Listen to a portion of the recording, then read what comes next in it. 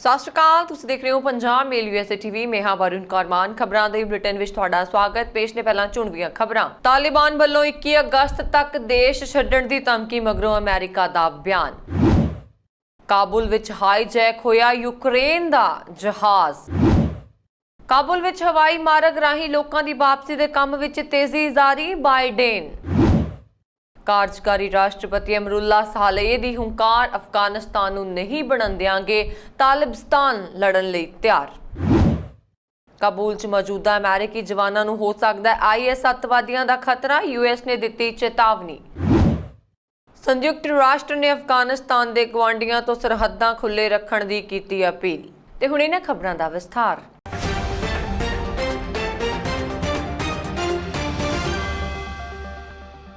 Biden ਪ੍ਰਸ਼ਾਸਨ ਨੇ ਸੋਮਵਾਰ ਨੂੰ ਕਿਹਾ ਕਿ ਉਹ ਅਫਗਾਨਿਸਤਾਨ ਤੋਂ ਲੋਕਾਂ ਨੂੰ ਕੱਢਣ ਲਈ ਮੁਹਿੰਮ ਨੂੰ 31 ਅਗਸਤ ਤੱਕ ਪੂਰਾ ਕਰਨ ਤੇ ਧਿਆਨ ਕੇਂਦਰਿਤ ਕਰ ਰਿਹਾ।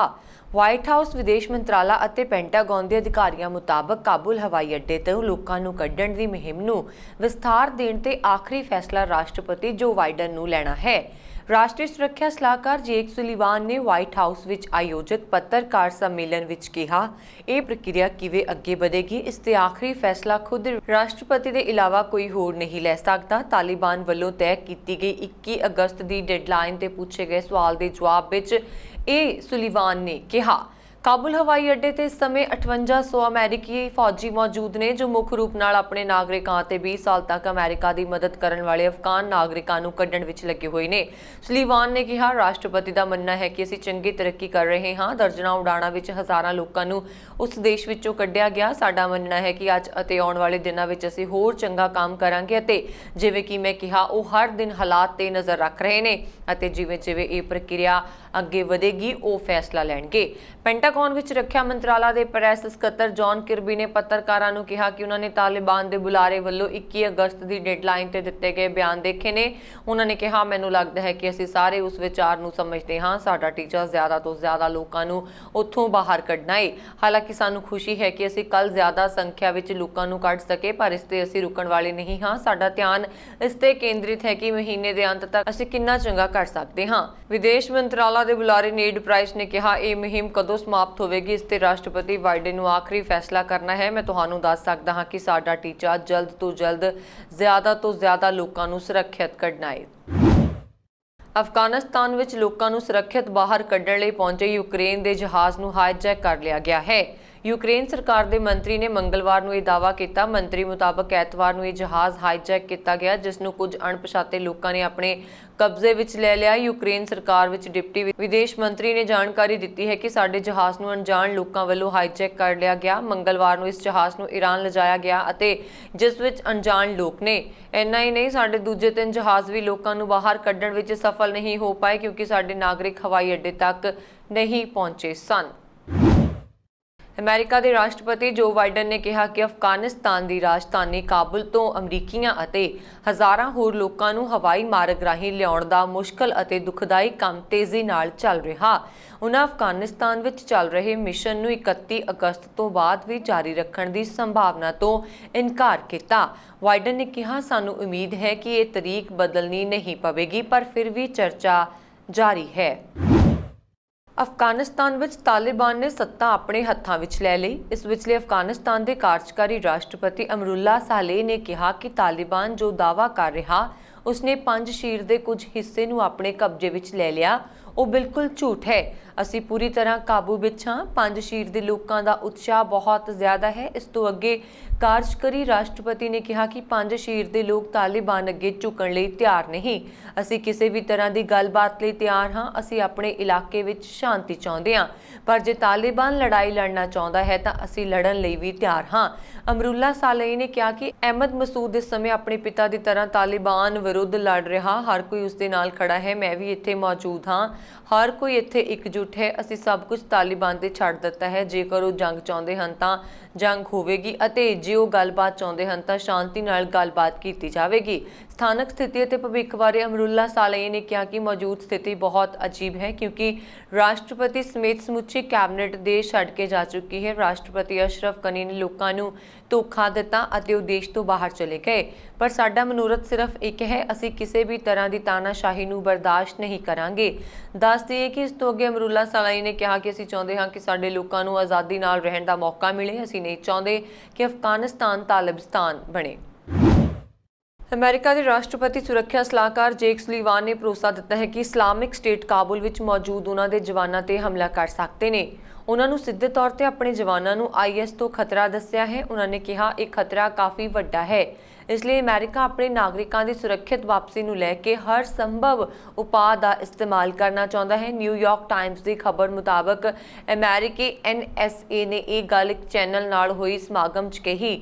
ਉਹਨਾਂ ਤੋਂ ਪੁੱਛਿਆ ਗਿਆ ਸੀ ਕਿ ਕਾਬੁਲ ਏਅਰਪੋਰਟ ਤੇ ਜਿਸ ਤਰ੍ਹਾਂ ਦੀ ਭੀੜ ਦਿਖਾਈ ਦੇ ਰਹੀ ਉਸ 'ਚ ਉਹਨਾਂ ਨੂੰ ਕੀ ਕੀਤੇ ਅੱਤਵਾਦੀ ਹਮਲੇ ਦਾ ਖਦਸ਼ਾ ਦਿਖਾਈ ਦੇ ਰਿਹਾ ਹੈ। USA ਤੋਂ ਇਲਾਵਾ ਅਮਰੀਕੀ ਰਾਸ਼ਟਰਪਤੀ ਨੇ ਇਸ ਵੱਲ ਇਸ਼ਾਰਾ ਕੀਤਾ ਹੈ। ਜੋ ਬਾਈਡਨ ਨੇ ਵਾਈਟ ਹਾਊਸ ਵਿੱਚ ਹੋਈ ਪ੍ਰੈਸ ਵਾਰਤਾ ਦੌਰਾਨ ਕਿਹਾ ਕਿ ਉਹ ਜਾਣਦੇ ਹਨ ਕਿ ਅੱਤਵਾਦੀ ਆਮ ਲੋਕਾਂ ਨੂੰ ਨਿਸ਼ਾਨਾ ਬਣਾ ਸਕਦੇ ਨੇ। ਇਸ ਤੋਂ ਇਲਾਵਾ ਉਹਨਾਂ ਦੇ ਨਿਸ਼ਾਨੇ ਤੇ ਅਮਰੀਕੀ ਜਵਾਨ ਵੀ ਨੇ, ਇਸ ਲਈ ਅਮਰੀਕਾ ਹਰ ਸਮੇਂ ਪੂਰੀ ਸਾਵਧਾਨੀ ਵਰਤ ਰਿਹਾ ਹੈ। ਉਹ ਕਿਸੇ ਵੀ ਤਰ੍ਹਾਂ ਤੋਂ ਇਸ ਖਦਸ਼ੇ ਨੂੰ ਖਤਮ ਕਰਨਾ ਚਾਹੁੰਦਾ ਹੈ। ਇਸਲਾਮਿਕ ਸਟੇਟ ਦੇ ਅੱਤਵਾਦੀਆਂ ਦੇ ਖਤਰੇ ਦੀ ਖਦਸ਼ਾ ਦੇ ਮੱਦੇਨਜ਼ਰ ਉਹਨਾਂ ਨੇ ਅਮਰੀਕਾ ਦੂਤਵਾਸ ਤੋਂ ਉੱਥੇ ਮੌਜੂਦ ਅਮਰੀਕੀਆਂ ਨੂੰ ਵੀ ਅਲਰਟ ਕੀਤਾ। ਉਹਨਾਂ ਨੇ ਕਿਹਾ ਕਿ ਅਮਰੀਕੀ ਅਫਗਾਨਿਸਤਾਨ ਦੀ ਯਾਤਰਾ ਨਾ ਕਰਨ। ਇਸ ਤੋਂ ਇਲਾਵਾ ਜੋ ਉੱਥੇ ਮੌਜੂਦ ਨੇ ਉਹ ਏਅਰਪੋਰਟ ਦੇ ਗੇਟ ਤੇ ਵੀ ਨਾ ਇਕੱਠੇ ਹੋਣ। ਸੰਯੁਕਤ ਰਾਸ਼ਟਰ ਦੀ ਸ਼ਰਨਾਰਥੀ ਏਜੰਸੀ ਨੇ ਅਫਗਾਨਿਸਤਾਨ ਦੇ ਗੁਆਂਢੀ ਦੇਸ਼ਾਂ ਤੋਂ ਦੱਖਣੀ ਏਸ਼ੀਆਈ ਦੇਸ਼ ਵਿੱਚ ਵੱਧ ਰਹੇ ਸੰਕਟ ਦੇ ਮੱਦੇਨਜ਼ਰ ਆਪਣੀਆਂ ਸਰਹੱਦਾਂ ਖੁੱਲ੍ਹੀਆਂ ਰੱਖਣ ਦੀ ਅਪੀਲ ਕੀਤੀ। ਸ਼ਰਨਾਰਥੀਆਂ ਲਈ ਸੰਯੁਕਤ ਰਾਸ਼ਟਰ ਮਨੁੱਖੀ ਅਧਿਕਾਰ ਕਮਿਸ਼ਨ ਦੀ ਤਰਜਮਾਨ ਸ਼ਾਬੀਆ ਮੰਟੂ ਨੇ ਅਫਗਾਨਿਸਤਾਨ ਦੀ ਮੌਜੂਦਾ ਸਥਿਤੀ ਵਿੱਚ ਨਾਗਰਿਕਾਂ, ਖਾਸ ਕਰਕੇ ਔਰਤਾਂ ਅਤੇ ਕੁੜੀਆਂ ਦੇ ਮਨੁੱਖੀ ਅਧਿਕਾਰਾਂ ਦੀ ਉਲੰਘਣਾ ਦੇ ਖਤਰੇ ਬਾਰੇ ਚਿੰਤਾ ਪ੍ਰਗਟ ਕੀਤੀ। ਉਹਨਾਂ ਨੇ ਕਿਹਾ ਕਿ ਅੱਜ ਦੀ ਸਥਿਤੀ ਵਿੱਚ ਜੋ ਲੋਕ ਖਤਰੇ ਵਿੱਚ ਹਨ ਉਹਨਾਂ ਕੋਲ ਬਾਹਰ ਨਿਕਲਣ ਦਾ ਕੋਈ ਰਸਤਾ ਨਹੀਂ ਹੈ। 2021 ਵਿੱਚ 5.5 ਲੱਖ ਤੋਂ ਵੱਧ ਅਫਗਾਨੀ ਵਿਸਥਾਪਿਤ ਸ਼ਰਨਾਰਥੀਆਂ ਦੇ ਲਈ ਸੰਯੁਕਤ ਰਾਸ਼ਟਰ ਨੇ ਹਾਈ ਕਮਿਸ਼ਨਰ ਨੇ ਇਸ ਪ੍ਰਭਾਵ ਦਾ ਦਾਅਵਾ ਕੀਤਾ ਕਿ ਇਸ ਸਾਲ ਦੀ ਸ਼ੁਰੂਆਤ ਤੋਂ 5,50,000 ਤੋਂ ਵੱਧ ਅਫਗਾਨ ਦੇਸ਼ਾਂ ਦੇ ਅੰਦਰ ਸੰਘਰਸ਼ ਦੇ ਕਾਰਨ ਬੇਘਰ ਹੋਏ ਹਨ। ਇਹਨਾਂ ਵਿੱਚ 7 ਜੁਲਾਈ ਤੋਂ 9 ਅਗਸਤ ਵਿੱਚ ਅਫਗਾਨਿਸਤਾਨ ਵਿੱਚ 1,26,000 ਲੋਕਾਂ ਦਾ ਉਜਾੜਾ ਵੀ ਸ਼ਾਮਲ ਹੈ। ਅਮਰੀਕਾ ਵਿੱਚ ਕੋਰੋਨਾ ਵਾਇਰਸ ਨੇ ਮਹਾਮਾਰੀ ਦੀ ਸ਼ੁਰੂਆਤ ਤੋਂ ਲੈ ਕੇ ਸੈਂਕੜੇ ਹੀ ਪੁਲਿਸ ਅਧਿਕਾਰੀਆਂ ਦੀ ਜਾਨ ਲੈ ਲਈ ਅਤੇ ਇਹ ਸਿਲਸਿਲਾ ਹੁਣ ਵੀ ਬਰਕਰਾਰ ਹੈ। ਇਸ ਦੇ ਤਾਜ਼ਾ ਮਾਮਲਿਆਂ ਵਿੱਚ ਕੋਰੋਨਾ ਵਾਇਰਸ ਨੇ ਇੱਕ ਹਫ਼ਤੇ ਦੇ ਦੌਰਾਨ ਹੀ ਫਲੋਰੀਡਾ ਦੇ 5 ਪੁਲਿਸ ਅਧਿਕਾਰੀਆਂ ਨੂੰ ਮੌਤ ਦੇ ਘਾਟ ਉਤਾਰ ਦਿੱਤਾ। ਇਸ ਸੰਬੰਧੀ ਜਾਣਕਾਰੀ ਦਿੰਦਿਆਂ ਸਿਟੀ ਆਫ ਮਿਆਮੀ ਦੇ ਪੁਲਿਸ ਮੁਖੀ ਆਰਟ ਇਸੀਵੈਡੋ ਨੇ ਦੱਸਿਆ ਕਿ ਪਿਛਲੇ ਹਫ਼ਤੇ ਦੇ ਅੰਤ ਵਿੱਚ ਦੱਖਣੀ ਫਲੋਰੀਡਾ ਦੇ ਘੱਟੋ-ਘੱਟ 5 ਅਧਿਕਾਰੀਆਂ ਦੀ ਮੌਤ ਕੋਵਿਡ ਨਾਲ ਹੋਈ। ਪੁਲਿਸ ਮੁਖੀ ਨੇ ਇਸ ਮੌਕੇ ਪੀੜਤ ਪਰਿਵਾਰਾਂ ਨਾਲ ਦੁੱਖ ਦਾ ਪ੍ਰਗਟਾਵਾ ਵੀ ਕੀਤਾ। ਪੁਲਿਸ ਵਿਭਾਗ ਦੇ ਅਨੁਸਾਰ ਅਮਰੀਕਾ ਭਰ ਵਿੱਚ ਕੋਰੋਨਾ ਵਾਇਰਸ ਕਾਰਨ ਬਿਹਤਰੀਨ ਅਫਸਰਾਂ ਨੇ ਆਪਣੀ ਜਾਨ ਗਵਾਈ ਹੈ। ਇਸ ਦੇ ਇਲਾਵਾ ਅੰਕੜਿਆਂ ਅਨੁਸਾਰ ਸ਼ਨੀਵਾਰ ਤੱਕ ਰਾਜ ਭਰ ਵਿੱਚ 17,000 ਤੋਂ ਵੱਧ ਲੋਕ ਕੋਵਿਡ-19 ਨਾਲ ਹਸਪਤਾਲਾਂ ਵਿੱਚ ਦਾਖਲ ਸਨ। ਸੂਬੇ ਵਿੱਚ ਵਾਇਰਸ ਦੀ ਵੱਧ ਰਹੀ ਲਾਗ ਨੂੰ ਰੋਕਣ ਲਈ ਪ੍ਰਸ਼ਾਸਨ ਵੱਲ ਨਾਗਰਿਕਾਂ ਨੂੰ ਕੋਰੋਨਾ ਵੈਕਸੀਨ ਲਗਵਾਉਣ ਲਈ ਅਪੀਲ ਕੀਤੀ ਜਾ ਰਹੀ ਹੈ। ਅਫਗਾਨਿਸਤਾਨ ਸੰਕਟ ਤੇ ਵਿਚਾਰ ਵਟਾਂਦਰੇ ਲਈ G7 ਦੇਸ਼ਾਂ ਦੀ ਐਮਰਜੈਂਸੀ ਬੈਠਕ ਤੋਂ ਪਹਿਲਾਂ ਬ੍ਰਿਟੇਨ ਦੇ ਪ੍ਰਧਾਨ ਮੰਤਰੀ ਬੋਰਿਸ ਜੌਨਸਨ ਨੇ ਕਿਹਾ ਕਿ ਤਾਲਿਬਾਨ ਨੂੰ ਉਸਦੇ ਸ਼ਬਦਾਂ ਨਾਲ ਨਹੀਂ ਸਗੋਂ ਉਸਦੇ ਕਰਮਾਂ ਨਾਲ ਜਾਂਚਿਆ ਜਾਵੇਗਾ। ਆਨਲਾਈਨ ਆਯੋਜਿਤ ਕੀਤੀ ਜਾ ਰਹੀ ਬੈਠਕਾਂ ਦੀ ਪ੍ਰਧਾਨਗੀ ਬ੍ਰਿਟੇਨ ਕਰ ਰਿਹਾ। ਬ੍ਰਿਟੇਨ ਦੇ ਪ੍ਰਧਾਨ ਮੰਤਰੀ ਦਫ਼ਤਰ ਡਾਊਨਿੰਗ ਸਟਰੀਟ ਨੇ ਕਿਹਾ ਕਿ ਮੰਗਲਵਾਰ ਨੂੰ ਇਸ ਬੈਠਕ ਵਿੱਚ ਜੌਨਸਨ G7 ਦੇਸ਼ Canada, France, Germany, Italy, Japan ਅਤੇ ਅਮਰੀਕਾ ਦੇ ਨੇਤਾਵਾਂ ਨੂੰ ਅਫਗਾਨਿਸਤਾਨ ਦੇ ਲੋਕਾਂ ਨਾਲ ਖੜੇ ਰਹਿਣ ਅਤੇ ਸ਼ਰਨਾਰਥੀਆਂ ਲਈ ਸਹਿਯੋਗ ਅਤੇ ਮਨੁੱਖੀ ਮਦਦ ਜਾਰੀ ਰੱਖਣ ਦੀ ਮੰਗ ਕਰਨਗੇ। ਮੰਨਿਆ ਜਾ ਰਿਹਾ ਕਿ ਇਸ ਬੈਠਕ ਵਿੱਚ ਬ੍ਰਿਟੇਨ ਦੇ ਪ੍ਰਧਾਨ ਮੰਤਰੀ ਮਨੁੱਖੀ ਅਧਿਕਾਰਾਂ ਦੀ ਰੱਖਿਆ ਅਤੇ ਖੇਤਰ ਵਿੱਚ ਸਥਿਰਤਾ ਲਈ ਅੰਤਰਰਾਸ਼ਟਰੀ ਸਹਿਯੋਗੀਆਂ ਤੋਂ ਮਦਦ ਅਤੇ ਜ਼ਰੂਰਤਮੰਦਾਂ ਦੇ ਮੁੜ ਵਸੇਵੇ ਤੇ ਬ੍ਰਿਟੇਨ ਦੀਆਂ ਵਚਨਬੱਧਤਾਵਾਂ ਨੂੰ ਪੂਰਾ ਕਰਨ ਦੀ ਅਪੀਲ ਕਰਨਗੇ। ਜੌਨਸਨ ਨੇ ਕਿਹਾ, ਸਾਡੀ ਪਹਿਲੀ ਤਰਜੀਹ ਸਾਡੇ ਨਾਗਰਿਕਾਂ ਅਤੇ ਪਿਛਲੇ 20 ਸਾਲਾਂ ਤੋਂ ਸਾਨੂੰ ਸਹਿਯੋਗ ਕਰਨ ਵਾਲਿਆਂ ਨੂੰ ਸੁਰੱਖਿਅਤ ਕੱਢਣ ਦੀ ਮੁਹਿੰਮ ਨੂੰ ਪੂਰਾ ਕਰਨਾ ਹੈ। ਪਰ ਜਦੋਂ ਅਸੀਂ ਇਸ ਦੇ ਬਾਅਦ ਦੇ ਪੜਾਅ ਵੱਲ ਵੇਖਦੇ ਹਾਂ ਤਾਂ ਇਹ ਜ਼ਰੂਰੀ ਹੈ ਕਿ ਅਸੀਂ ਅੰਤਰਰਾਸ਼ਟਰੀ ਭਾਈਚਾਰੇ ਦੇ ਤੌਰ ਤੇ ਨਾਲ ਆਈਏ ਅਤੇ ਲੰਬੇ ਸਮੇਂ ਦੀ ਸੰਯੁਕਤ ਪ੍ਰਕਿਰਿਆ ਲਈ ਸਹਿਮਤ ਹੋਈਏ। ਅਮਰੀਕਾ ਦੇ ਕਈ ਖੇਤਰਾਂ ਵਿੱਚ ਭਾਰੀ ਬਾਰਿਸ਼ ਅਤੇ ਤੂਫਾਨਾਂ ਕਾਰਨ ਹੜ੍ਹਾਂ ਦੀ ਸਥਿਤੀ ਪੈਦਾ ਹੋਣ ਕਾਰਨ ਵੱਡੇ ਪੱਧਰ ਤੇ ਨੁਕਸਾਨ ਹੋਇਆ ਹੈ। ਹੜ੍ਹਾਂ ਕਾਰਨ ਅਮਰੀਕਾ ਵਿੱਚ ਕਈ ਜਾਨਾਂ ਵੀ ਗਈਆਂ। ਇਸ ਤੋਂ ਇਲਾਵਾ ਅਮਰੀਕਾ ਦੇ ਦੱਖਣੀ ਐਰੀਜ਼ੋਨਾ ਵਿੱਚ ਖਰਾਬ ਮੌਸਮ ਕਾਰਨ ਟਰੰਪ ਪ੍ਰਸ਼ਾਸਨ ਦੁਆਰਾ ਬਣਾਈ ਗਈ ਸਰਹੱਦੀ ਕੰਧ ਦੇ ਕੁਝ ਹਿੱਸਿਆਂ ਨੂੰ ਵੀ ਨੁਕਸਾਨ ਪਹੁੰਚਿਆ ਹੈ। ਇਸ ਸੰਬੰਧੀ US ਕਸਟਮਜ਼ ਅਤੇ ਬਾਰਡਰ ਪ੍ਰੋਟੈਕਸ਼ਨ ਏਜੰਟਾਂ ਨੇ ਪੁਸ਼ਟੀ ਕਰਦਿਆਂ ਦੱਸਿਆ ਕਿ ਮੈਕਸੀਕੋ ਨਾਲ ਲੱਗਦੀ ਦੇਸ਼ ਦੀ ਸਰਹੱਦ ਹੜ੍ਹ ਕਾਰਨ ਨੁਕਸਾਨੀ ਗਈ। ਇਸ ਵਿੱਚ ਲਗਾਏ ਚੌੜੇ ਧਾਤ ਦੇ ਗੇਟ ਪਾਣੀ ਦੇ ਵਹਾਅ ਕਾਰਨ ਆਪਣੀ ਜਗ੍ਹਾ ਤੋਂ ਟੁੱਟ ਗਏ।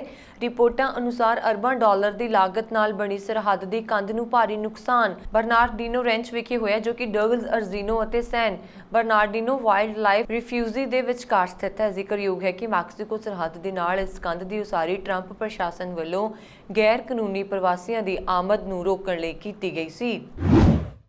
ਅਮਰੀਕਾ ਦੀ ਮਿਸੀਸਿਪੀ ਸਟੇਟ ਦਾ ਪ੍ਰਸ਼ਾਸਨ ਕੋਰੋਨਾ ਵਾਇਰਸ ਦੀ ਲਾਗ ਨੂੰ ਠੱਲ ਪਾਉਣ ਲਈ ਸਖਤੀ ਭਰਿਆ ਵਤੀਰਾ ਅਪਣਾ ਰਿਹਾ। Mississippi state department of health ਨੇ ਸ਼ੁੱਕਰਵਾਰ ਨੂੰ ਇੱਕ ਚੇਤਾਵਨੀ ਜਾਰੀ ਕਰਦਿਆਂ ਕਿਸੇ ਵੀ ਕੋਰੋਨਾ ਵਾਇਰਸ ਪੋਜ਼ਿਟਿਵ ਵਿਅਕਤੀ ਨੂੰ ਘੱਟੋ-ਘੱਟ 10 ਦਿਨਾਂ ਲਈ ਇਕਾਂਤਵਾਸ ਹੋਣ ਜਾਂ 5 ਸਾਲ ਦੀ ਕੈਦ ਅਤੇ $5000 ਤੱਕ ਦੇ ਜੁਰਮਾਨੇ ਦਾ ਸਾਹਮਣਾ ਕਰਨ ਦੇ ਆਦੇਸ਼ ਦਿੱਤੇ ਹਨ। ਮਿਸੀਸਿਪੀ ਵਿੱਚ ਕੋਵਿਡ-19 ਦੇ ਵੱਧ ਰਹੇ ਮਾਮਲਿਆਂ ਦੇ ਕਾਰਨ ਇਹ ਆਦੇਸ਼ ਜਾਰੀ ਕੀਤਾ ਗਿਆ। ਸੂਬੇ ਵਿੱਚ ਨਵੇਂ ਮਾਮਲਿਆਂ ਦੀ 7 ਦਿਨਾਂ ਦੀ ਔਸਤ ਸ਼ੁੱਕਰਵਾਰ ਨੂੰ 4316 ਤੱਕ ਦਰਜ ਕੀਤੀ ਗਈ। ਸਟੇਟ ਹੈਲਥ ਅਫਸਰ ਡਾਕਟਰ ਥਾਮਸ ਟੌਪਸ ਦੁਆਰਾ ਸ਼ੁੱਕਰਵਾਰ ਨੂੰ ਜਾਰੀ ਕੀਤੇ ਗਏ ਇਨ੍ਹਾਂ ਆਦੇਸ਼ਾਂ ਅਨੁਸਾਰ ਕੋਵਿਡ-19 ਨਾਲ ਸੰਕਰਮਿਤ ਕਿਸੇ ਵੀ ਵਿਅਕਤੀ ਨੂੰ ਬਿਮਾਰੀ ਹੋਣ ਦੇ ਸ਼ੁਰੂ ਤੋਂ 10 ਦਿਨਾਂ ਤੱਕ ਘਰ ਜਾਂ ਹੋਰ ਢੁਕਵੀਂ ਰਿਹਾਇਸ਼ ਜਗ੍ਹਾ ਤੇ ਰਹਿਣਾ ਚਾਹੀਦਾ ਹੈ। ਇਕੱਲਤਾ ਦੇ ਆਦੇਸ਼ ਦੀ ਪਾਲਣਾ ਨਾ ਕਰਨ ਦੇ ਨਤੀਜੇ ਵਜੋਂ $500 ਦਾ ਜੁਰਮਾਨਾ ਜਾਂ 6 ਮਹੀਨਿਆਂ ਦੀ ਕੈਦ ਹੋ ਸਕਦੀ ਹੈ। ਕਿਉਂਕਿ ਕੋਵਿਡ-19 ਇੱਕ ਜਾਨਲੇਵਾ ਬਿਮਾਰੀ ਹੈ, ਇਸ ਲਈ ਇਹ ਸੰਭਾਵਿਤ ਸਜ਼ਾਵਾਂ $5000 ਜਾਂ 5 ਸਾਲ ਦੀ ਕੈਦ ਜਾਂ ਦੋਵੇਂ ਵੀ ਹੋ ਸਕਦੀਆਂ ਨੇ।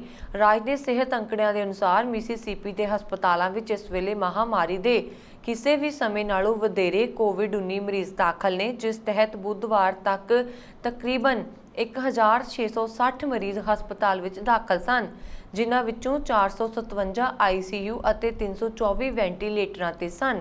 ਇਸ ਲਈ ਪ੍ਰਸ਼ਾਸਨ ਵੱਲੋਂ ਪੀੜਤ ਲੋਕਾਂ ਨੂੰ ਇਕਾਂਤਵਾਸ ਵਿੱਚ ਰਹਿਣ ਦੀ ਅਪੀਲ ਕੀਤੀ ਗਈ ਤਾਂ ਕਿ ਲਾਗ ਦੇ ਵਾਧੇ ਨੂੰ ਰੋਕਿਆ ਜਾ ਸਕੇ। ਕਿਸੇ ਨਸਲੀ ਸ਼ਰਾਰਤੀ ਵੱਲੋਂ ਵੈਨਕੂਵਰ ਹਾਰਬਰ ਨੇੜੇ ਸਥਾਪਿਤ ਕੀਤੀ ਗਈ ਕਾਮਾਗਾਟਾਮਾਰੂ ਯਾਦਗਾਰ ਉੱਪਰ ਪੇਂਟ ਮਲ ਕੇ ਇਸ ਨੂੰ ਖਰਾਬ ਕੀਤੇ ਜਾਣ ਦਾ ਮਾਮਲਾ ਸਾਹਮਣੇ ਆਇਆ ਅਤੇ ਇਸ ਹਰਕਤ ਕਾਰਨ ਭਾਰਤੀ ਮੂਲ ਦੇ ਲੋਕ ਮਨਾਂ ਨੂੰ ਭਾਰੀ ਠੇਸ ਲੱਗੀ ਹੈ। ਇਸ ਸੰਬੰਧੀ ਕਰਤੂਤ ਦਾ ਪਤਾ ਉਦੋਂ ਲੱਗਿਆ ਜਦੋਂ ਵੈਨਕੂਵਰ ਆਈਲੈਂਡ ਤੋਂ ਪੁੱਜੇ ਪੰਜਾਬੀ ਨੌਜਵਾਨ ਮਿੰਦੀ ਸਿੰਘ ਨੇ ਇਹ ਸਭ ਵੇਖ ਕੇ ਮੀਡੀਆ ਨੂੰ ਸੂਚਿਤ ਕੀਤਾ। ਵਰਣਨਯੋਗ ਹੈ ਕਿ ਇਹ ਯਾਦਗਾਰ ਕਾਮਾਗਾਟਾਮਾਰੂ ਜਹਾਜ਼ ਤੇ ਉਹਨਾਂ 400 ਦੇ ਕਰੀਬ ਮੁਸਾਫਰਾਂ ਦੀ ਯਾਦਗਾਰ ਹੈ, ਜਿਨ੍ਹਾਂ ਨੂੰ ਮਈ 1914 ਵਿੱਚ ਉਸ ਸਮੇਂ ਦੇ ਨਸਲਵਾਦੀ ਸਰਕਾਰ ਨੇ ਵੈਨਕੂਵਰ ਬੰਦਰਗਾਹ ਉੱਪਰ ਉਤਰਨ ਨਹੀਂ ਸੀ ਦਿੱਤਾ। ਇਸ ਯਾਦਗਾਰ ਉੱਪਰ ਇਸ ਘਟਨਾ ਦਾ ਇਤਿਹਾਸ ਅਤੇ ਮੁਸਾਫਰਾਂ ਦੇ ਨਾਮ ਲਿਖੇ ਹੋਏ ਨੇ। ਸ਼ਰਾਰਤੀ ਅਨਸਰ ਨੇ ਆਪਣੀ ਨਸਲੀ ਸੋਚ ਦਾ ਪ੍ਰਗਟਾਵਾ ਕਰਦਿਆਂ ਇਸ ਉੱਪਰ ਚਿੱਟਾ ਪੇਂਟ ਮਲ ਦਿੱਤਾ ਅਤੇ ਪੰਜੇ ਦੇ ਨਿਸ਼ਾਨ ਦੇ ਨਾਲ ਕੁਝ ਹੋਰ ਨਿਸ਼ਾਨ ਵੀ ਲਾ ਦਿੱਤੇ। ਇਹ ਵੀ ਜ਼ਿਕਰਯੋਗ ਹੈ ਕਿ ਇਸ ਇਤਿਹਾਸਕ ਤੇ ਨਸਲੀ ਘਟਨਾ ਦੀ ਕੈਨੇਡਾ ਸਰਕਾਰ ਵੱਲੋਂ ਪਾਰਲੀਮੈਂਟ ਵਿੱਚ ਮਾਫੀ ਮੰਗੀ ਜਾ ਚੁੱਕੀ ਹੈ, ਪਰ ਇਸ ਦੇ ਬਾਵਜੂਦ ਕੁਝ ਨਸਲੀ ਨਫ਼ਰਤ ਪਾਲਣ ਵਾਲੇ ਲੋਕ ਅਜਿਹੀਆਂ ਕੁਝ ਹਰਕਤਾਂ ਕਰ ਜਾਂਦੇ ਨੇ। ਇਸੇ ਦੌਰਾਨ ਪਤਾ ਲੱਗਿਆ ਹੈ ਕਿ ਵੈਨਕੂਵਰ ਸਿਟੀ ਦੇ ਅਧਿਕਾਰੀਆਂ ਨੇ ਇਸ ਘਟਨਾ ਦੀ ਨਿਖੇਧੀ ਕਰਦਿਆਂ ਯਾਦਗਾਰ ਦੀ ਸਾਫ਼ ਸਫਾਈ ਲਈ ਤੁਰੰਤ ਕਦਮ ਚੁੱਕੇ ਹਨ। ਅਮਰੀਕਾ ਦਾ ਸਭ ਤੋਂ ਲੰਬਾ ਵਿਅਕਤੀ ਜਿਸ ਦੀ ਦਿਲ ਦੀ ਬਿਮਾਰੀ ਕਾਰਨ ਮੌਤ ਹੋ ਗਈ ਹੈ, ਈਗਰੋ ਦਾ ਕੱਦ 7 ਫੁੱਟ 8 ਇੰਚ ਸੀ ਤੇ ਉਸ ਦੀ ਉਮਰ 38 ਸਾਲ ਦੀ ਸੀ। ਮੂਲ ਰੂਪ ਵਿੱਚ ਉਸ ਦਾ ਸੰਬੰਧ ਯੂਕਰੇਨ ਨਾਲ ਸੀ। ਉਸ ਦੀ ਮਾਂ ਸਵੈਤਲਾਨਾ ਨੇ ਉਸ ਦੀ ਮੌਤ ਬਾਰੇ ਜਾਣਕਾਰੀ ਫੇਸਬੁੱਕ ਉੱਪਰ ਦਿੱਤੀ। ਉਸਨੇ ਦੱਸਿਆ ਕਿ ਉਸਨੇ ਆਖਰੀ ਸਾਹ ਮਾਇਓ ਕਲੀਨਿਕ ਰੋਚੈਸਟਰ ਮਿਨੀਸੋਟਾ ਵਿੱਚ ਲਏ। ਉਸ ਸਮੇਂ ਮਾਂ ਤੋਂ ਇਲਾਵਾ ਉਸ ਦਾ ਵੱਡਾ ਭਰਾ ਉਲੇ ਵੀ ਮੌਜੂਦ ਸੀ। 1999 ਵਿੱਚ ਉਸਨੇ ਯੂਕਰੇਨ ਤੋਂ ਤਕਰੀਬਨ 7 ਸਾਲ ਦੀ ਉਮਰ ਵਿੱਚ ਆਪਣਾ ਇਲਾਜ ਕਰਵਾਉਣ ਲਈ ਅਮਰੀਕਾ ਆਇਆ ਸੀ। ਉਦੋਂ ਤੋਂ ਹੀ ਉਹ ਰੋਚੈਸਟਰ ਵਿੱਚ ਰਹਿ ਰਿਹਾ ਸੀ। ਉਸਦੇ ਦਿਮਾਗ ਦੇ ਹੇਠਾਂ ਤੇ ਨੱਕ ਦੇ ਉੱਪਰ ਚਮੜੀ ਦੇ ਅੰਦਰ ਗਿਲਟੀ ਸੀ, ਜੋ ਉਸਦੇ ਅਸਾਧਾਰਨ ਵਿਕਾਸ ਦਾ ਕਾਰਨ ਬਣੀ। ਜਦੋਂ ਉਹ 27 ਸਾਲ ਦਾ ਸੀ ਤਾਂ ਉਸ ਦਾ ਨਾਂ ਗਿਨੀਜ਼ ਵਰਲਡ ਰਿਕਾਰਡ ਬੁੱਕ ਵਿੱਚ ਅਮਰੀਕਾ ਦੇ ਸਭ ਤੋਂ ਲੰਬੇ ਵਿਅਕਤੀ ਦੇ ਤੌਰ ਤੇ ਦਰਜ ਹੋਇਆ। 2009 ਵਿੱਚ ਉਸਨੇ ਅਮਰੀਕੀਆਂ ਦਾ ਧਿਆਨ ਉਸ ਵੇਲੇ ਖਿੱਚਿਆ ਜਦੋਂ ਸਾਬਕਾ ਰਾਸ਼ਟਰਪਤੀ ਬਰਾਕ ਓਬਾਮਾ ਨੇ ਆਪਣੀ ਚੋਣ ਮੁਹਿੰਮ ਦੌਰਾਨ ਉਸ ਨੂੰ ਟੀ-ਸ਼ਰਟ ਪਹਿਨੇ ਹੋਏ ਵੇਖਿਆ ਸੀ, ਜਿਸ ਉੱਪਰ ਲਿਖਿਆ ਹੋਇਆ ਸੀ, ਵਿਸ਼ਵ ਦਾ ਸਭ ਤੋਂ ਵੱਡਾ ਓਬਾਮਾ ਦਾ ਸਮਰਥਕ। ਵਹਿਮਾਂ ਭਰਮਾਂ ਵਿੱਚ ਉਲਝੇ ਲੋਕਾਂ ਨੂੰ ਗੈਰ ਵਿਗਿਆਨਿਕ ਗੈਰ ਕਾਨੂੰਨੀ ਧੰਦੇ ਰਾਹੀਂ ਲੁੱਟ ਰਹੇ ਜੋਤਸ਼ੀਆਂ, ਤਾਂਤਰਿਕਾਂ, ਨਗ ਧਾਰਨ ਕਰਵਾਉਣ ਵਾਲਿਆਂ ਅਤੇ ਆਪਣੇ ਆਪ ਨੂੰ ਗੈਬੀ ਸ਼ਕਤੀਆਂ ਦੇ ਦਾਅਵੇਦਾਰ ਦੱਸਣ ਵਾਲੇ ਪਖੰਡੀਆਂ ਬਾਰੇ ਕੈਨੇਡਾ ਪਿਛਲੇ 25 ਸਾਲਾਂ ਤੋਂ ਜਾਗਰੂਕ ਕਰਦਾ ਤਰਕਸ਼ੀਲ ਸੁਸਾਇਟੀ ਕੈਨੇਡਾ ਨੇ ਬੀਤੇ ਦਿਨੀ ਸਰੀ ਵਿਖੇ ਇੱਕ ਜੋਤਸ਼ੀ ਵੱਲੋਂ ਇੱਕ ਔਰਤ ਨਾਲ ਕਥਿਤ ਤੌਰ ਤੇ ਠੱਗੀ ਮਾਰਨ ਦਾ ਪਰਦਾਫਾਸ਼ ਕੀਤਾ। ਜੋਤਸ਼ੀ ਨੇ ਸੁਸਾਇਟੀ ਦੇ ਮੈਂਬਰਾਂ ਸਾਹਮਣੇ ਮੁਆਫੀ ਮੰਗੀ ਅਤੇ ਅੱਗੇ ਤੋਂ ਅਜਿਹਾ ਕੰਮ ਨਾ ਕਰਨ ਦਾ ਲਿਖਤੀ ਵਾਅਦਾ ਕਰਕੇ ਖਹਿੜਾ ਛੁਡਾਇਆ। ਰੈਸ਼ਨਲਿਸਟ ਸੁਸਾਇਟੀ ਕੈਨੇਡਾ ਦੇ ਕੋਆਰਡੀਨੇਟਰ ਬਾਈ ਅਵਤਾਰ ਨੇ ਇਹ ਜਾਣਕਾਰੀ ਦਿੰਦਿਆਂ ਦੱਸਿਆ ਕਿ ਸਰੀ ਵਿੱਚ ਜੋਤਿਸ਼ ਦਾ ਧੰਦਾ ਕਰ ਰਹੇ ਇੱਕ ਜੋਤਸ਼ੀ ਨੇ ਇੱਕ ਔਰਤ ਪਾਸੋਂ ਪੂਜਾ ਕਰਨ ਦੇ ਨਾਂ ਹੇਠ ਕਥਿਤ ਤੌਰ ਤੇ $2000 ਕੈਸ਼ ਅਤੇ 120 ਗ੍ਰਾਮ ਸੋਨੇ ਦੀ ਮੰਗ ਕੀਤੀ।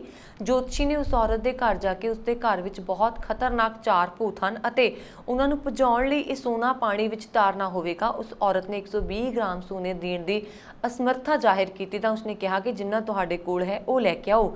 ਔਰਤ ਕੋਲ ਤਕਰੀਬਨ 60 ਗ੍ਰਾਮ ਸੋਨਾ ਸੀ ਜੋ ਉਸ ਜੋਤਸ਼ੀ ਨੇ ਪਾਣੀ ਵਿੱਚ ਤਾਰਨ ਦੇ ਬਹਾਨੇ ਔਰਤ ਪਾਸੋਂ ਕਥਿਤ ਤੌਰ ਤੇ ਹਥਿਆ ਲਿਆ। ਉਪਰੰਤ ਕੋਈ ਵੀ ਕੰਮ ਨਾ ਹੋਣ ਤੇ ਔਰਤ ਨੇ ਉਸਨੂੰ ਪੁੱਛਿਆ ਤਾਂ ਜੋਤਸ਼ੀ ਕਹਿਣ ਲੱਗਾ ਕਿ ਤੇਰਾ ਕੰਮ ਨਹੀਂ ਹੋਣਾ, ਤੂੰ ਬਹੁਤ ਵੱਡੀ ਗਲਤੀ ਕੀਤੀ ਹੈ, ਤੇਰਾ ਉਹ ਸੋਨਾ ਪ੍ਰਵਾਨ ਨਹੀਂ ਹੋਇਆ ਅਤੇ 3 ਬਹੁਤ ਖਤਰਨਾਕ ਭੂਤ ਤੇਰੇ ਘਰ ਵਿੱਚ ਮੌਜੂਦ ਨੇ। ਉਹ ਔਰਤ ਹੋਰ ਡਰ ਗਈ ਅਤੇ ਆਪਣੇ ਘਰ ਵਿੱਚ ਸੌਣ ਤੋਂ ਵੀ ਘਬਰਾਉਣ ਲੱਗੀ, ਪਰ ਉਸਨੇ ਇਸ ਜੋਤਸ਼ੀ ਨੂੰ ਫੋਨ ਕਰਕੇ ਜਾਰੀ ਰੱਖੇ। ਆਖਰ ਜੋਤਸ਼ੀ ਨੇ ਉਸ ਔਰਤ ਦਾ ਫੋਨ ਹੀ ਚੁੱਕਣਾ ਬੰਦ ਕਰ ਦਿੱਤਾ। ਉਸ ਔਰਤ ਨੂੰ ਕਿਸੇ ਲੜਕੀ ਨੇ ਸੁਸਾਇਟੀ ਬਾਰੇ ਦੱਸਿਆ ਤਾਂ ਪੀੜਤ ਔਰਤ ਨੇ ਸੁਸਾਇਟੀ ਨਾਲ ਸੰਪਰਕ ਕੀਤਾ। ਸੁਸਾਇਟੀ ਮੈਂਬਰਾਂ ਨੇ ਐਕਸ਼ਨ ਲੈਂਦਿਆਂ ਉਸ ਜੋਤਸ਼ੀ ਨੂੰ ਜਾ ਘੇਰਿਆ ਅਤੇ ਸਵਾਲ ਜਵਾਬ ਉਪਰੰਤ ਜੋਤਸ਼ੀ ਨੇ 2000 ਕੈਸ਼ ਅਤੇ ਆਪਣੀ ਘਰਵਾਲੀ ਦਾ ਸ਼ੁੱਧ ਸੋਨੇ ਦਾ ਮੰਗਲ ਸੂਤਰ ਉਸ ਔਰਤ ਨੂੰ ਵਾਪਸ ਕੀਤਾ, ਮੁਆਫੀ ਮੰਗੀ ਅਤੇ ਅੱਗੇ ਤੋਂ ਅਜਿਹਾ ਕੰਮ ਨਾ ਕਰਨ ਦਾ ਲਿਖਤੀ ਵਾਅਦਾ ਵੀ ਕੀਤਾ। ਤਰਕਸ਼ੀਲ ਸੁਸਾਇਟੀ ਵੱਲੋਂ ਇਸ ਕਾਰਵਾਈ ਦੀ ਵੀਡੀਓ ਸੋਸ਼ਲ ਮੀਡੀਆ ਉੱਪਰ ਪਾਈ ਗਈ। ਬਾਈ ਅਵਤਾਰ ਨੇ ਕਿਹਾ ਕਿ ਲੋਕਾਂ ਨੂੰ ਖਬਰਦਾਰ ਕੀਤਾ ਹੈ ਕਿ ਥਾਂ-ਥਾਂ ਲੱਗੇ ਜਾਂ ਮੀਡੀਆ ਵਿੱਚ ਛਪ ਰਹੇ ਇਸ਼ਤਿਹਾਰ ਦੁੱਖਾਂ ਵਿੱਚ ਘਿਰੇ ਲੋਕਾਂ ਨੂੰ ਆਪਣੇ ਵੱਲ ਖਿੱਚਦੇ ਨੇ, ਕਿਉਂਕਿ ਉਹਨਾਂ ਵੱਲੋਂ ਕੀਤੇ ਜਾਂਦੇ ਦਾਅਵੇ ਬਹੁਤ ਖਿੱਚ ਭਰਪੂਰ ਅਤੇ ਲੋਕਾਂ ਦੀਆਂ ਸਮੱਸਿਆਵਾਂ ਨਾਲ ਜੁੜੇ ਹੋਏ ਹੁੰਦੇ ਨੇ। ਭ੍ਰਿਸ਼ਟਾਚਾਰ ਨਾਮ ਦੀ ਬਿਮਾਰੀ ਦੁਨੀਆ ਦੇ ਹਰ ਇੱਕ ਕੋਨੇ ਵਿੱਚ ਆਪਣੇ ਪੈਰ ਪਸਾਰ ਰਹੀ। ਅਮਰੀਕਾ ਵੀ ਭ੍ਰਿਸ਼ਟਾਚਾਰ ਤੋਂ ਬਚ ਨਹੀਂ ਸਕਿਆ। ਅਮਰੀਕਾ ਦੇ ਐਟਲਾਂਟਾ ਸਥਿਤ ਇੱਕ ਜੇਲ੍ਹ ਇਸ ਦੀ ਉਦਾਹਰਨ ਹੈ। ਇੱਕ ਰਿਪੋਰਟ ਦੇ ਅਨੁਸਾਰ ਭ੍ਰਿਸ਼ਟਾਚਾਰ ਅਤੇ ਢਿੱਲੀ ਸੁਰੱਖਿਆ ਦੀ ਜਾਂਚ ਦੇ ਮੱਦੇਨਜ਼ਰ ਇੱਕ ਕੇਂਦਰੀ ਜੇਲ੍ਹ ਵਿੱਚ ਕੈਦੀਆਂ ਦੀ ਗਿਣਤੀ ਨੂੰ ਬਿਲਕੁਲ ਘਟਾ ਦਿੱਤਾ ਗਿਆ ਅਤੇ ਇਹ ਹੁਣ ਬੰਦ ਹੋਣ ਕਿਨਾਰੇ ਹੈ। ਅਟਲਾਂਟਾ ਵਿੱਚ ਇਸ US ਜੇਲ੍ਹ ਵਿੱਚ ਮਾਰਚ 1800 ਤੋਂ ਵੱਧ ਕੈਦੀ ਰੱਖੇ ਗਏ, ਪਰ ਸ਼ੁੱਕਰਵਾਰ ਤੱਕ ਇਹ ਗਿਣਤੀ ਸਿਰਫ 134 ਰਹਿ ਗਈ। ਜੇਲ੍ਹ ਸਟਾਫ ਨੂੰ ਭੇਜੇ ਗਏ ਇੱਕ ਮੀਮੋ ਦੇ ਅਨੁਸਾਰ ਕੈਦੀਆਂ ਦੁਆਰਾ ਜੇਲ੍ਹ ਵਿੱਚ ਵਰਤੇ ਜਾ ਰਹੇ ਨਸ਼ੀਲੇ ਪਦਾਰਥਾਂ ਅਤੇ ਮੋਬਾਈਲ ਫੋਨਾਂ ਦੀ ਵਜ੍ਹਾ ਕਰਕੇ ਫੈਡਰਲ ਬਿਊਰੋ ਆਫ ਪ੍ਰਿਜ਼ਨ ਨੇ ਜੂਨ ਵਿੱਚ ਇਸ ਜੇਲ੍ਹ ਵਿੱਚ ਤਾਲਾਬੰਦੀ ਸ਼ੁਰੂ ਕੀਤੀ ਸੀ। ਇਸ ਸੰਬੰਧੀ ਇੱਕ ਰਿਪੋਰਟ ਵਿੱਚ ਪਾਇਆ ਗਿਆ ਹੈ ਕਿ ਜੇਲ੍ਹ ਵਿੱਚ ਫੋਨ, ਫੇਸਬੁੱਕ ਲਾਈਵ ਸੈਸ਼ਨਾਂ ਤੋਂ ਲੈ ਕੇ ਬਾਹਰੀ ਦੁਨੀਆ ਵਿੱਚ ਨਸ਼ਿਆਂ ਦੀ ਤਸਕਰੀ ਤੱਕ ਹਰ ਚੀਜ਼ ਲਈ ਵਰਤੇ ਗਏ। ਇਸ ਤੋਂ ਇਲਾਵਾ ਕੈਦੀਆਂ ਦੁਆਰਾ ਜੇਲ੍ਹ ਤੋਂ ਆਉਣ ਅਤੇ ਜਾਣ ਲਈ ਬਾੜ ਵਿੱਚ ਇੱਕ ਤੋੜੇ ਗਏ ਰਸਤੇ ਦੀ ਵਰਤੋਂ ਵੀ ਕੀਤੀ ਜਾਂਦੀ ਸੀ। ਇੱਥੋਂ ਤੱਕ ਕਿ ਕੈਦੀਆਂ ਦੁਆਰਾ ਸਥਾਨਕ ਰੈਸਟੋਰੈਂਟਾਂ ਵਿੱਚ ਵੀ ਪਹੁੰਚ ਕੀਤੀ ਜਾਂਦੀ ਸੀ। ਰਿਪੋਰਟਾਂ ਅਨੁਸਾਰ ਜੇਲ੍ਹ ਸਟਾਫ ਕਥਿਤ ਤੌਰ ਤੇ ਇਹਨਾਂ ਕਾਰਜਾਂ ਵਿੱਚ ਸ਼ਾਮਲ ਸੀ ਅਤੇ ਜੇਲ੍ਹ ਸਟਾਫ ਦੇ ਇੱਕ ਲੈਫਟੀਨੈਂਟ ਅਨੁਸਾਰ ਜੇਲ੍ਹ ਦੇ 20 ਤੋਂ 30% ਅਧਿਕਾਰੀ ਭ੍ਰਿਸ਼ਟ ਸਨ, ਜੋ ਕਿ ਅਸਵੀਕਾਰਯੋਗ ਹੈ। ਸ਼੍ਰੋਮਣੀ ਗੁਰਦੁਆਰਾ ਪ੍ਰਬੰਧਕ ਕਮੇਟੀ ਨੇ ਸੰਗਤ ਦੀ ਮੰਗ ਨੂੰ ਵੇਖਦਿਆਂ ਵਿਦੇਸ਼ਾਂ ਵਿੱਚ ਸ੍ਰੀ ਗੁਰੂ ਗ੍ਰੰਥ ਸਾਹਿਬ ਜੀ ਦੇ ਪਾਵਨ ਸਰੂਪ ਛਾਪਣ ਲਈ ਪ੍ਰਿੰਟਿੰਗ ਪ੍ਰੈਸਾਂ ਲਗਾਉਣ ਦਾ ਫੈਸਲਾ ਕੀਤਾ। ਇਸ ਦੇ ਨਾਲ ਹੀ ਸ਼੍ਰੋਮਣੀ ਕਮੇਟੀ ਦੇਸ਼ ਅੰਦਰ ਵੱਖ-ਵੱਖ ਸੂਬਿਆਂ ਵਿੱਚ ਲੋੜ ਅਨੁਸਾਰ ਸ੍ਰੀ ਗੁਰੂ ਗ੍ਰੰਥ ਸਾਹਿਬ ਜੀ ਦੇ ਪਾਵਨ ਸਰੂਪ ਸੜਕੀ ਮਾਰਗ ਰਾਹੀਂ ਸਤਿਕਾਰ ਸਹਿਤ ਆਪ ਪਹੁੰਚਣ ਦਾ ਪ੍ਰਬੰਧ ਕਰੇਗੀ। ਸ਼੍ਰੋਮਣੀ ਕਮੇਟੀ ਦੇ ਮੁੱਖ ਦਫ਼ਤਰ ਵਿਖੇ ਅੰਤਰਿੰਗ ਕਮੇਟੀ ਦੀ ਇਕੱਤਰਤਾ ਵਿੱਚ ਲਏ ਗਏ ਫੈਸਲਿਆਂ ਬਾਰੇ ਜਾਣਕਾਰੀ ਦਿੰਦਿਆਂ ਸ਼੍ਰੋਮਣੀ ਕਮੇਟੀ ਦੇ ਪ੍ਰਧਾਨ ਬੀਬੀ ਜਗੀਰ ਕੌਰ ਨੇ ਦੱਸਿਆ ਕਿ ਵੱਖ-ਵੱਖ ਦੇਸ਼ਾਂ ਦੀ ਸੰਗਤ ਵੱਲੋਂ ਗੁਰਦੁਆਰਾ ਸਾਹਿਬਾਨ ਲਈ ਸ੍ਰੀ ਗੁਰੂ ਗ੍ਰੰਥ ਸਾਹਿਬ ਜੀ ਦੇ ਪਾਵਨ ਸਰੂਪਾਂ ਦੀ ਮੰਗ ਕੀਤੀ ਜਾ ਰਹੀ ਹੈ, ਜਿਸ ਦੇ ਮੱਦੇਨਜ਼ਰ ਸ਼੍ਰੋਮਣੀ ਕਮੇਟੀ ਵੱਲੋਂ ਵਿਦੇਸ਼ਾਂ ਵਿੱਚ ਪ੍ਰੈਸਾਂ ਸਥਾਪਿਤ ਕੀਤੀਆਂ ਜਾਣਗੀਆਂ। ਉਹਨਾਂ ਨੇ ਦੱਸਿਆ ਕਿ ਇਹ ਫੈਸਲਾ ਅੰਤਰਿੰਗ ਕਮੇਟੀ ਨੇ ਲੰਬੀ ਵਿਚਾਰ ਮਗਰੋਂ ਲਿਆ। ਬੀਬੀ ਜਗੀਰ ਕੌਰ ਨੇ ਕਿਹਾ ਕਿ ਵਿਦੇਸ਼ਾਂ 'ਚ ਪਾਵਨ ਸਰੂਪ ਭੇਜਣ ਸਮੇਂ ਆਉਂਦੀਆਂ ਮੁਸ਼ਕਲਾਂ ਕਾਰਨ ਸ਼੍ਰੋਮਣੀ ਕਮੇਟੀ ਦੀ ਨਿਗਰਾਨੀ ਵਿੱਚ ਵੱਖ-ਵੱਖ ਦੇਸ਼ਾਂ ਅੰਦਰ ਸ੍ਰੀ ਗੁਰੂ ਗ੍ਰੰਥ ਸਾਹਿਬ ਜੀ ਦੀ ਛਪਾਈ ਕੀਤੀ ਜਾਵੇਗੀ। ਅਮਰੀਕਾ ਅਤੇ ਕੈਨੇਡਾ ਦੇ ਨਾਲ-ਨਾਲ ਯੂਰਪ ਅਤੇ ਆਸਟ੍ਰੇਲੀਆ ਜਾਂ ਨਿਊਜ਼ੀਲੈਂਡ ਵਿੱਚ ਪ੍ਰਿੰਟਿੰਗ ਪ੍ਰੈਸਾਂ ਲਗਾਈਆਂ ਜਾਣਗੀਆਂ। ਇਸ ਕਾਰਜ ਲਈ ਸਥਾਨਕ ਪੱਧਰ ਤੇ ਗੁਰਦੁਆਰਾ ਕਮੇਟੀਆਂ ਅਤੇ ਸੰਗਤ ਦਾ ਸਹਿਯੋਗ ਲਿਆ ਜਾਵੇਗਾ। ਸ਼੍ਰੋਮਣੀ ਕਮੇਟੀ ਪ੍ਰਧਾਨ ਨੇ ਕਿਹਾ ਕਿ ਜਿਹੜੇ ਦੇਸ਼ ਵਿੱਚ ਵੀ ਪ੍ਰਿੰਟਿੰਗ ਪ੍ਰੈਸ ਲਗਾਈ ਜਾਵੇਗੀ, ਉੱਥੋਂ ਅੱਗੇ ਨੇੜਲੇ ਦੇਸ਼ਾਂ ਵਿੱਚ ਸੜਕੀ ਮਾਰਗ ਰਾਹੀਂ ਸ੍ਰੀ ਗੁਰੂ ਗ੍ਰੰਥ ਸਾਹਿਬ ਜੀ ਦੇ ਸਰੂਪ ਲੋੜ ਵਾਲੀ ਥਾਂ ਤੇ ਭੇਜੇ ਜਾਣਗੇ।